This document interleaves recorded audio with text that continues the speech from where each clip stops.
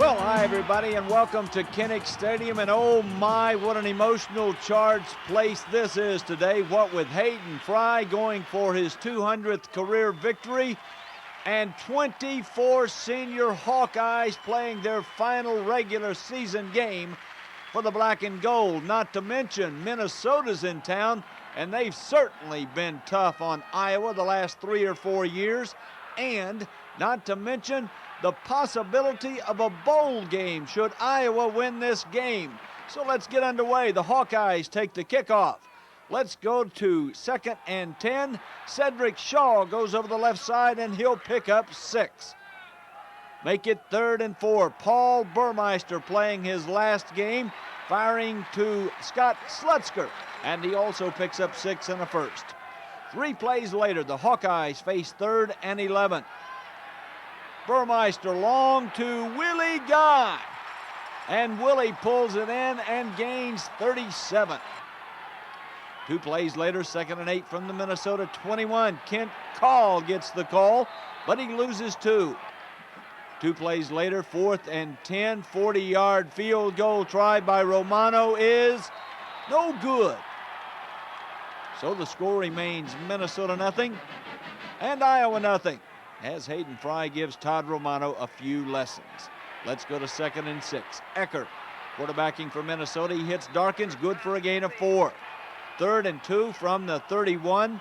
Ecker looks. Oh, he's in trouble. Big Mike Wells throws him down for a loss of 8. That brings up a punting situation for Minnesota. Holty hits it. It comes down to Harold Jasper, and he slips. The Hawkeyes take over. Let's go to 2nd and 10. Ball at their own 34. Burmeister wants to throw, and he finds Jasper on a great catch as he gains 17.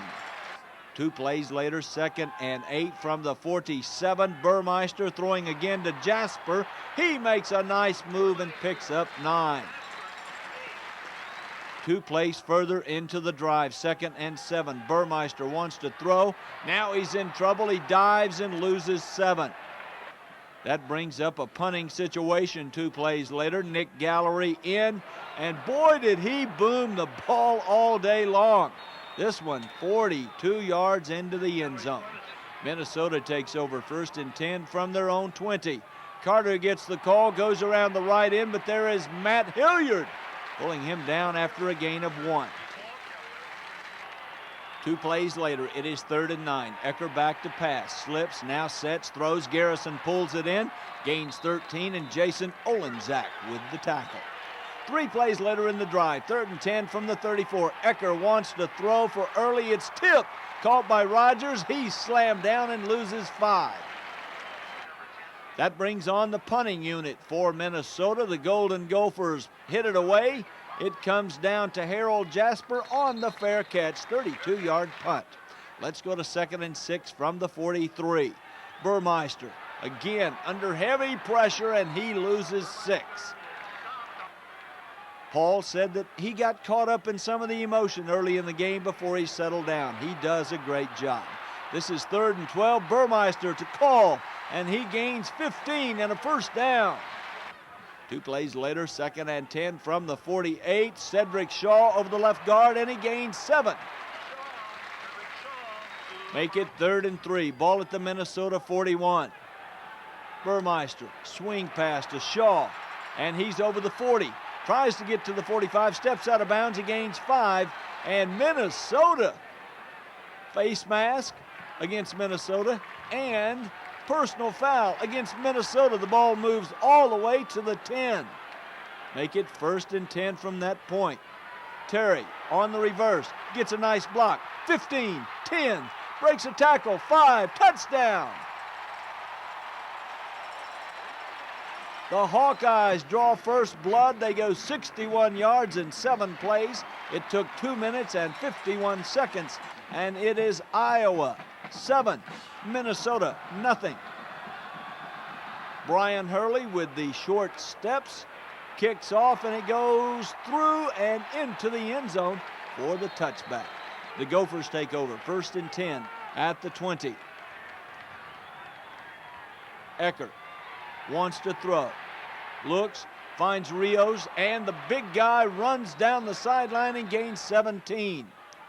1st and 10 from the 37. Darkins tries the right side, breaks through over midfield and gains 14. 1st and 10 from the 49. Ecker wants to throw, great protection down the middle of the field. Good to Douglas. Gain of 27 down near the 20. 1st and 10 from the 22. Rios tries the right side. Now jumps outside over the 20, 15, still going down near the 12. First quarter ends and the Hawkeyes on top, 7-0. First play of the second quarter. Carter over right guard and gains 4. 2 plays later, Ecker wants to throw. Ball is intended for Rios. Yellow flag, and guess what? Pass interference against Minnesota. So in a long passing situation, Ecker wants to throw. The ball is tipped and it is intercepted by Matt Hilliard. And the big guy returns for 13. Iowa would have 5 pass interceptions on the day. Hawkeye set up 1st and 10 at the 28. Burmeister, heavy pressure. Now he's slammed down and loses 11. He fumbles, but he recovered his own fumble. 2 plays later, 3rd and 17. Burmeister to Scott Slutzker. Nice catch, and he gains 10. 7 yards short of that first down. So that brings on Nick Gallery. He hits it away, another high, long boomer. Ball is fumbled by Osterman. He loses 10, but he does maintain the football. Another yellow flag. Personal foul, Minnesota. Half the distance to the goal. This is 1st and 10 from the 5. Carter gets the call, left side, no go. Mike Wells, the first Hawkeye there on the tackle. The drive eventually stalls. Great defense by Iowa. The punt is a short one. Holtes hits it, and it is going to be killed at their own 43. Let's go to 2nd and 10 from that point. Burmeister wants to throw, does. Nice pass. Anthony Dean with the reception for 10 yards. 2 plays later, 2nd and 10, ball at the 30. Ryan Terry gets the call, goes around the left side looking for blocks, makes a move and gains 6. Make it 3rd and 1 from the 24.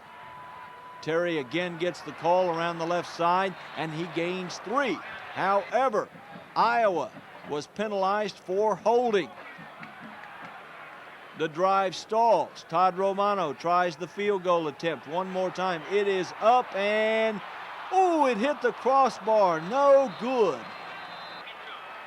So Minnesota takes over. 1st and 10 from the 31. Shade now in at quarterback, wants to throw, throwing long down the sideline. It is incomplete. Flags fly. Let's see what the call is. It is interference, Iowa. Let's pick it up 2nd and 6 now from midfield. Shade wants to throw, finds Early, and he gains 7 before Robinson pushes him out of bounds. 1st and 10, ball at the 43. Shade, 6'5" quarterback, again wants to throw. He finds Darkins. He goes around the left side, gets to the sideline and gains 13. 2 plays later, 2nd and 9. Ball resting at the 29. Shade throws across the middle, taken there by Douglas. He gains 11. 2 plays later, 2nd and 10. Ball at the 18. Rios gets the call, tries to jump outside, but he's in trouble. Mike Wells heads the Iowa contingent as he loses 3. 3rd and 13, ball at the 21. Shade looks, throws into the end zone for Early. It is broken up by Scott Plate in the end zone. That made it 4th and 13 from the 21. Chalberg comes in for the field goal. It is up and it is good. Minnesota went 48 yards in 9 plays. The score now, Iowa 7 and Minnesota 3. Chalberg late now in the second quarter kicks off. Ryan Terry picks it up and he returns out over the 30, a 19-yard return. 1st and 10 from that point. Cedric Shaw gets the call, nice block, good cutback, and Cedric gains 10. 2 plays later, 2nd and 10 from the 41. Cedric Shaw gets the call, but he gets nothing. Green led the defense for Minnesota.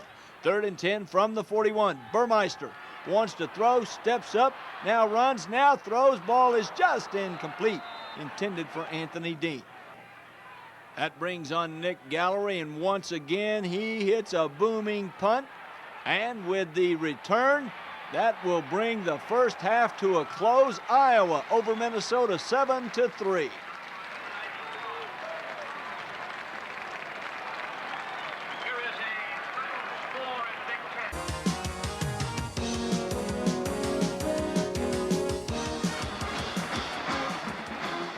Let's get back to action. A full house at Kinnick Stadium on a beautiful 45-degree day, and Iowa will do the honors of kicking off.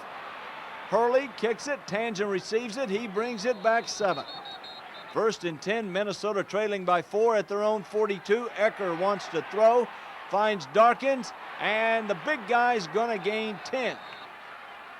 First and 10, ball at the 48. Douglas around the right side. He also picks up 10, but hold on, there's another yellow flag. Minnesota is going to be penalized 17 yards for offensive face mask grabbing. Make it first and 27. Ball back at the Minnesota 35. Ecker wants to throw a little screen to Rios, and he gains 8 before Robinson pulls him down. Second and 19, ball at the 43. Ecker wants to throw, looking for Tangen. Ball is picked off by Matt Hilliard, and Matt is going to return the football 12 yards. Let's take another look at that. You can see number 48 does a brilliant job of stepping in front of Tangen and returning the ball 12 yards. Iowa takes over first and 10 at the 36. Shaw gets the call. He goes around the left side. He's at the 20, 15, 10, inside the 10 at about the 7-yard line. First and goal from that point. Shaw around the right side, but he's going to lose 2. The drive stalls. That brings on Todd Romano for the field goal try. It is down. It is up. It is no good. So Minnesota hangs in there at 7-3. First and 10 for the Golden Gophers from the 20. Darkins around the left side, and he's out of bounds after gaining 7. 3 plays later, second and 4 from the 40. Shade straight back, wants to throw. Good protection. Now throws, finds Carter, and he gains 6. 2 plays later, second and 3. Ball is at the 47. Shade, short drop. Little hitch pass to Carter, and he gains 10 before Plate pulls him down. First and 10, Minnesota driving, ball at the 37.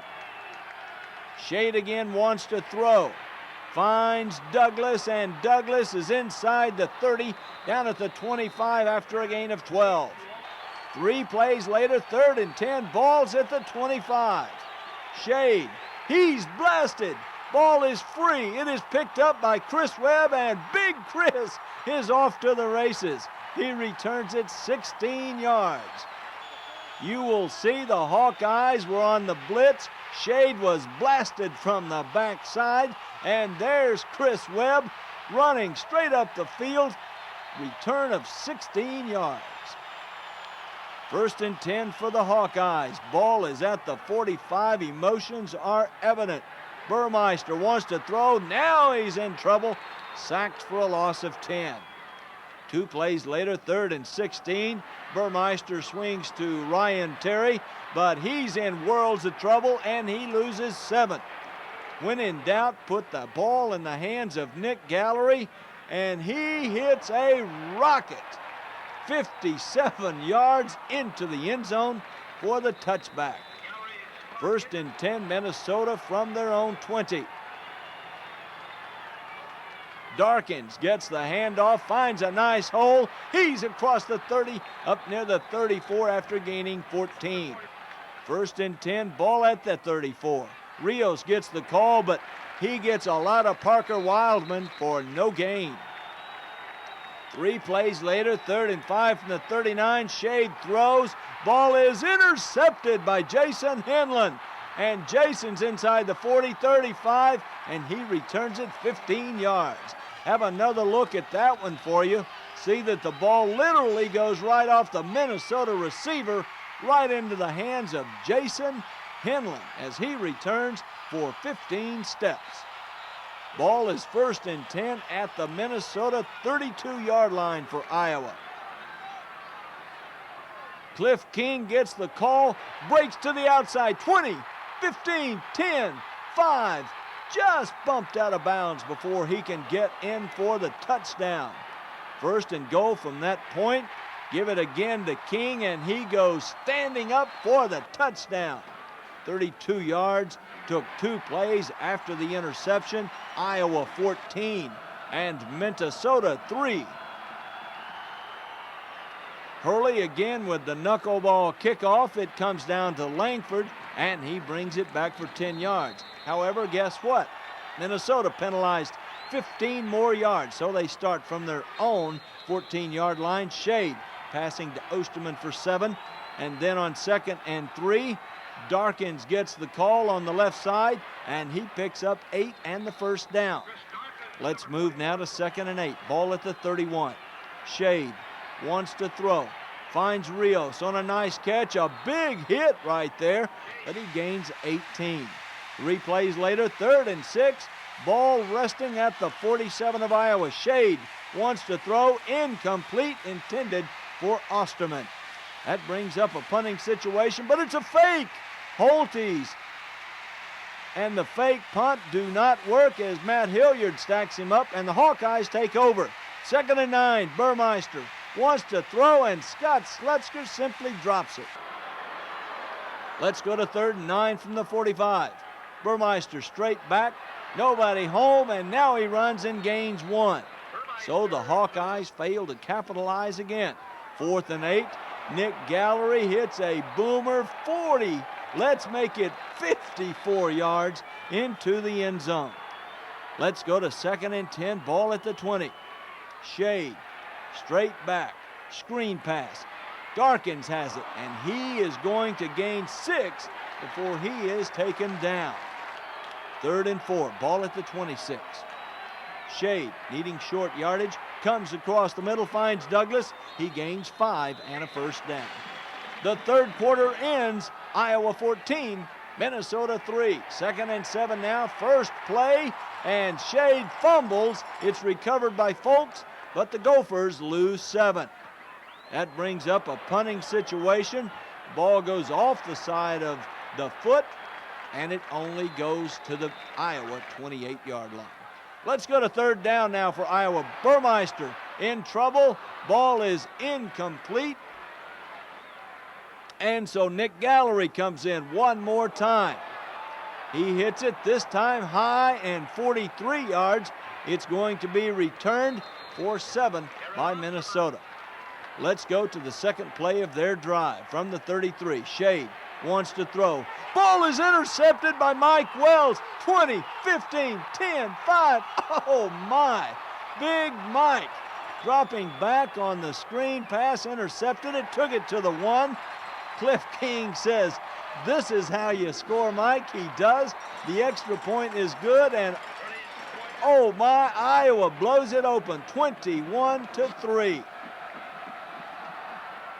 Just a few minutes left in this ball game, and Iowa is fired up.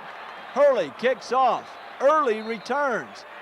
Minnesota takes over. 1st and 10 at the 24. Carter gets the call, and the big guy gains 9 over the left side. 2 plays later, 3rd and 1. Darkins gets the call, shoots through the right side, breaks a couple of tackles, and gains 10. 2 plays later, 2nd and 10 from the 43. Ecker passes to Tangen. It's complete and good for 14. 3 plays later, 3rd and 2, ball at the 35. Darkins gets the call, makes a couple of nice moves, gets outside and gains 15. 1st and 10, ball at the 20. Ecker wants to throw, looks for Tangen. It is intercepted in the end zone by Damian Robinson. He returns for 25, and the celebration begins. Let's listen as Iowa blows it open.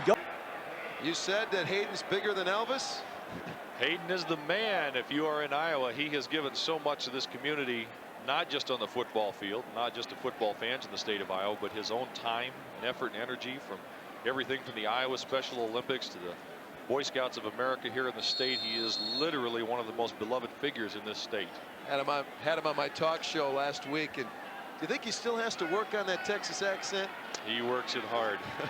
The bowl games he's been to, the things he's done for this university and their athletic department, what they've been able to do because of a successful football team have been wonderful.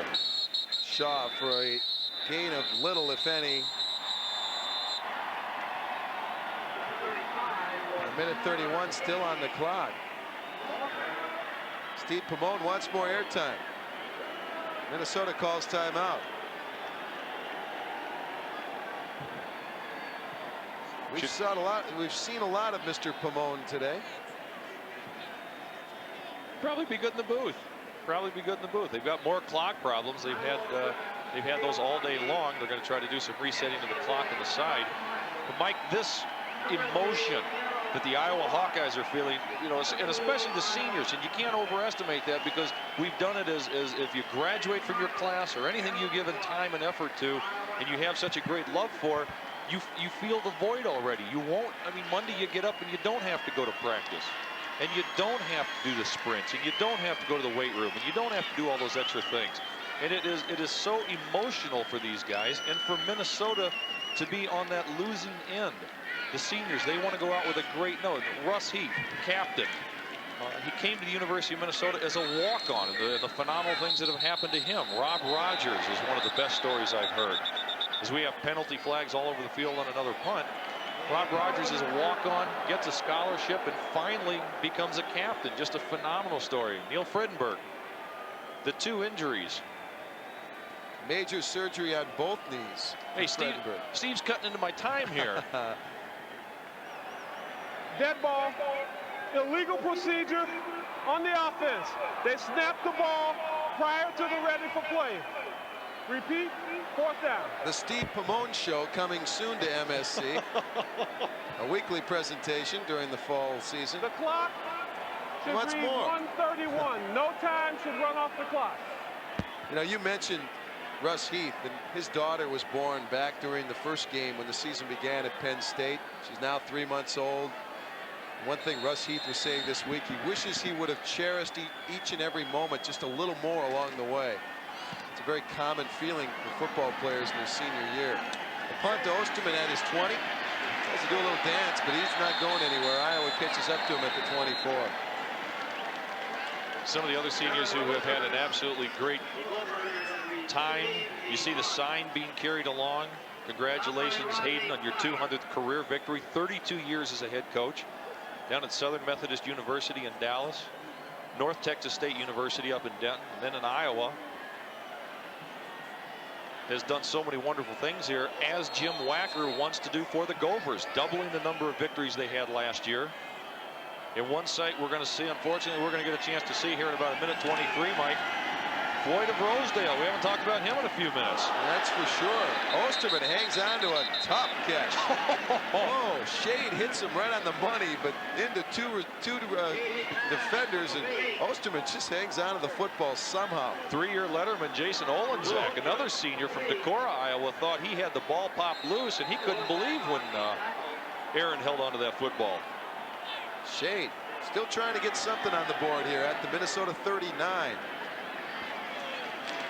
5-receiver look, and Shade's feeling the pressure, and he's going down to the turf at the 28. And brought down by, you know, Mike, Ryan Abraham is in on the sack. We saw in that Wisconsin game, as soon as the game was over, Minnesota rushed to the sideline, grabbed the axe. Paul Bunyan's axe, carried it around the stadium in their show and support of victory. And we're about to see Iowa reclaim Floyd. The trophy began back in 1935 when the 2 governors laid down a bet. Shade's pass is incomplete on the way to Chuck Rios.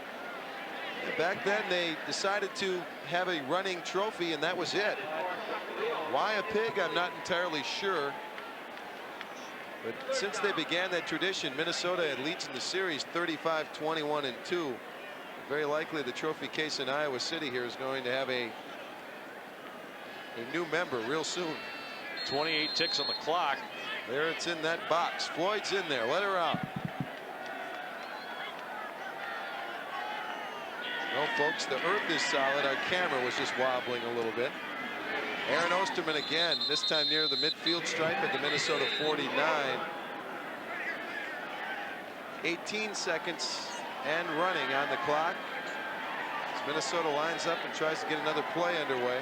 Jim Wacker will open up next season. Penn State will be at the Metrodome. We will be back with you next year. We surely enjoyed doing all this. You see the Floyd facts in the red case. A couple of Minnesota people over. I don't think they're going to get a chance to hand him over gently and nicely. My suggestion would be toss the sucker on the field and get out of the way. Grease him up and put some wheels underneath him. Oh, Steve Pamone made some people very unhappy a second ago. There were 4 seconds left on the clock, and he has moved it back up to 18.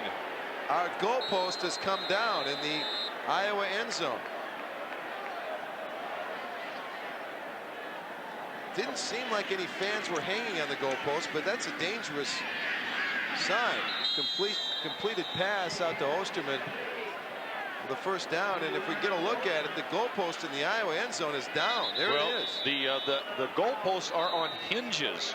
They can come down automatically. I don't think they want them to come down before the game, but they also don't want people, as soon as the game over, they don't want people crawling up on top of them. So what they do is they pop them down, but apparently somebody had taken that pin out just a half a second early, and the whole thing came falling to the ground. Look at this. Hoist that baby back up there. Put it in place. Anyway, now the job I want is the guy in the little red jacket behind there putting the pin back in. That's his job. What would be the job description for the guy with the pole? Where can I apply for that job? There's Shade. 5 seconds to go. This is it. Incomplete. No, there's a tick on the clock. We will see one more play. And you can count on this. This will be the final play of this 1993 Gopher football season. Unless, of course, there's a penalty on the defense. You can see the people in the end zone ready on both sides that as soon as the game is over, that this will be the 60th attempted pass, which will tie a stadium record when Tim Shea dumps this ball into the air. He's going for it all. And it falls incomplete. And with the victory, Floyd of Rosedale is now in the hands of the Iowa Hawkeyes. And for Hayden Fry, that's career win number 200. Take a look at Floyd. Hayden Fry getting carried off by some of the players on the right-hand side of the field. And if you look on the far side, Iowa just crowding the far side. Unfortunately, several years ago, people want to get around Hayden Fry. 200th win, his fans, his supporters, his teammates around. Look at the smile on Hayden Fry. He could put his bowling shoes on too, or a bowling shirt like you wear often when you're out socially. He is doing a great job. He is absolutely to be proud of this game. The Gophers gave it a lot. Down the tunnel. Minnesota, not a lot of reason to celebrate today. The players walking off the field slowly. What's the feeling, David? You've walked off the football field for the final time in college. What's going through the minds of the seniors of the Gophers right now? Just a lot of things, and the first one would be at this point, you look at the game and you go devastation. We lost a game that we could play in. You start thinking about the game, and then the next step in a half hour and 15 minutes when you come out of the shower and you start putting your clothes on and you put your gear in the bag. That's it. You zip your career up. You put your helmet away.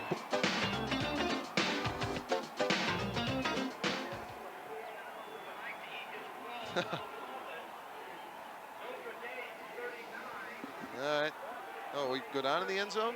No. Oh, from up here. Oh, what do you got here? No, we know. Is that a final? Ah, Notre Dame's come back.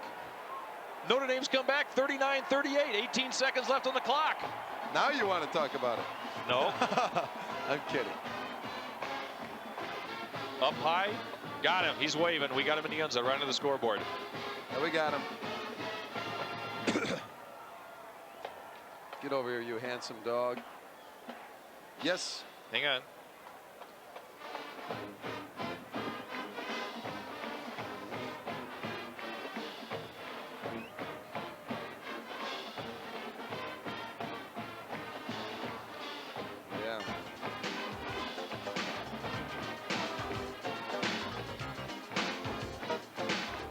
veterans in Tangen and Cradaville who are going to step in and do a very fine job. They're going to have to replace a couple of senior defensive ends. They're going to have to work on that middle linebacker. But Jim Wacker knows that this recruiting year is going to be very, very crucial to the success of this program 3-4 years down the road. At quarterback next year, the Gophers have some things to think about. There's Eckers and Shade and the hotshot newcomer, Corey Sauter, who will certainly be pressuring those guys for a shot at playing time. And Michael, we would really be remiss because you and I have had an incredible amount of fun this year. We've enjoyed it, bringing the games to you. And for all you Gopher fans, we surely appreciate you watching it. But we could not do this. We are just a minimal part of what goes on in this MSC broadcast. And everybody down in Dome Vision at the Metrodome on our away trips, the technicians who make this happen, they are absolutely phenomenal. I have never worked with a group of people who have been so skilled and so dedicated and do such an incredible job, all the way from Tim Scanlon and everybody else connected to MSC and everybody Mike with Mack, us today. Sandy Stevens doing a great job all year. Hoover and all the guys down at the Metrodome. The Trio Vision folks here in Iowa City for their help today, and the Iowa fans continuing to celebrate here. And you can see Iowa screaming and hollering on the field right now because, ladies and gentlemen, they are flashing on the scoreboard. The score, Notre Dame 39, Boston College 41.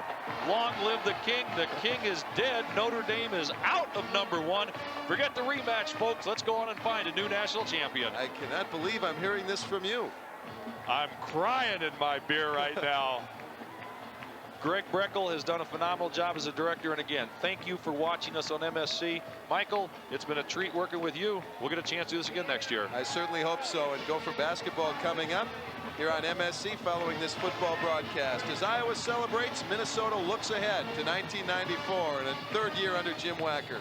Iowa defeats the Gophers today here in Iowa City by a score of 21-3. For Dave Huffman, I'm Mike Woodley. We'll see you next year, everybody.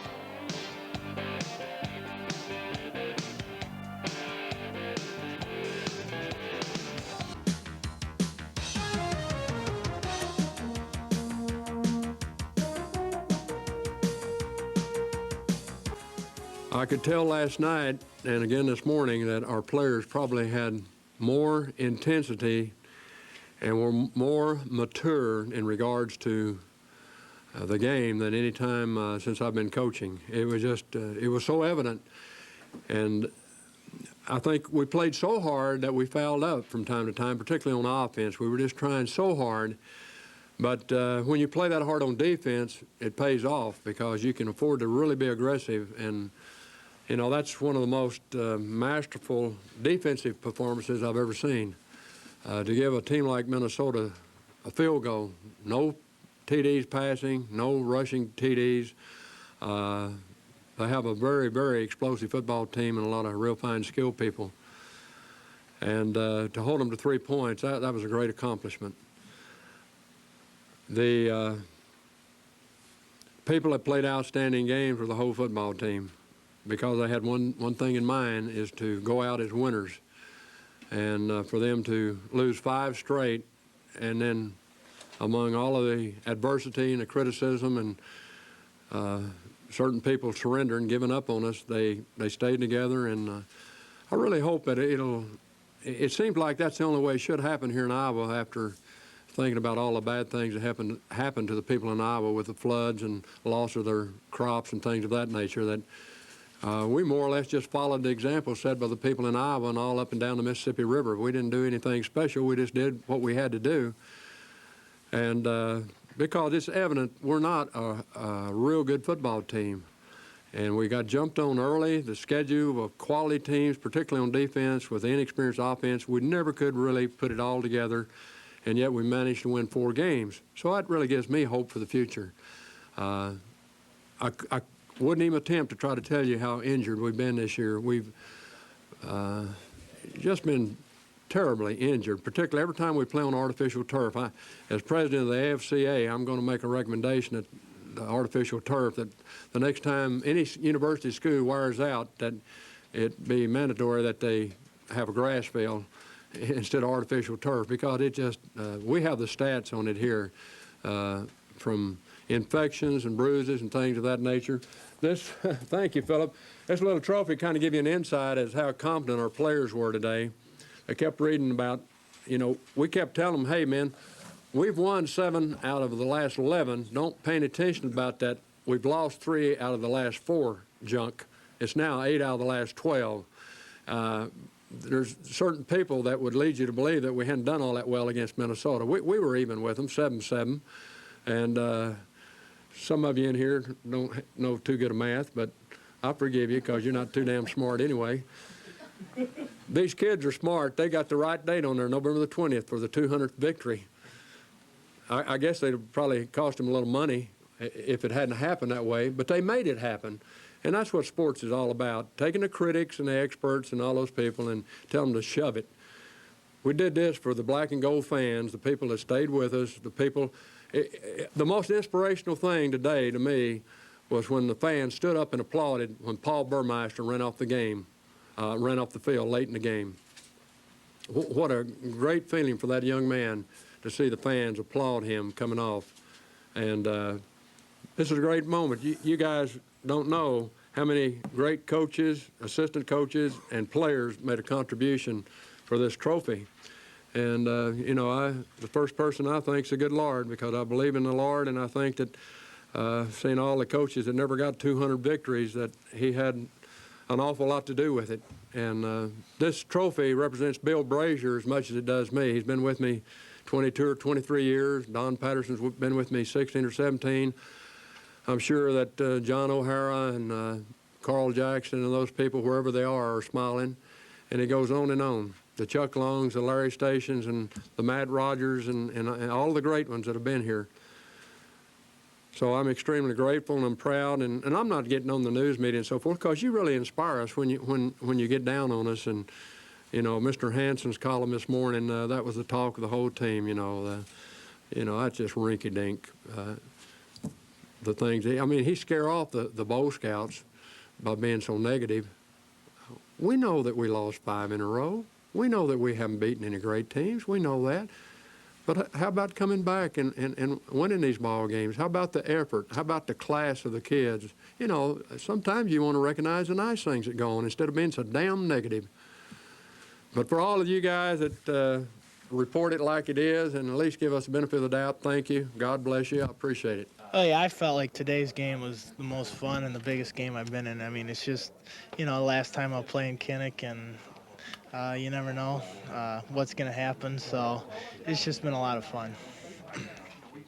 Jason, what was the secret to the pass defense? You guys had all those interceptions today. Was it something you saw this week, or what was it? No, Matt gets 2 and Wellesley gets 1, and, you know, we only have to get 2 in the back end. So, I don't know. Guys are just fired up and playing, you know, like the way we should. And when we got enthusiasm out there, that's the way we play, you know.